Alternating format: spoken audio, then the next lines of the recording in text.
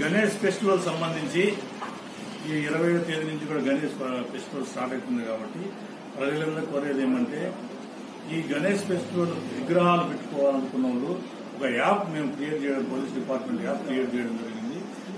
Ganesh festival .net అని ఒక app ఉంది.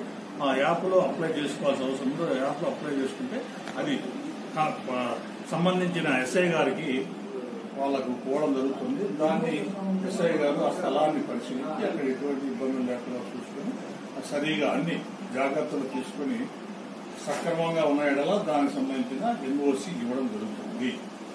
ఈ సందర్భంగా అందరికి నేను తెలియజేయడం అంటే ప్రతి ఒక్కరు ఆన్లైన్లో అప్లై చేసుకోండి, పర్మిషన్ తీసుకోండి. పర్మిషన్ తీసుకున్నంత ఆ చుట్టుపక్కల ప్రాంతంలో ట్రాఫిక్ కానీ చుట్టుపక్కల ప్రాంతాల్లో కానీ ఇబ్బంది లేకుండా చూసుకోవాలా.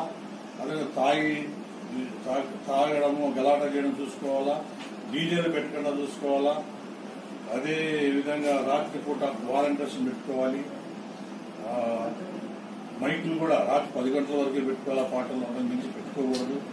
ఇలాంటి జాగ్రత్త. అదేవిధంగా ఈ ఇమ్మర్షన్ రోడ్ కూడా అన్ని వెహికల్ పోయేప్పుడు చిన్నపిల్లలు కానీ తీసుకోకూడదు.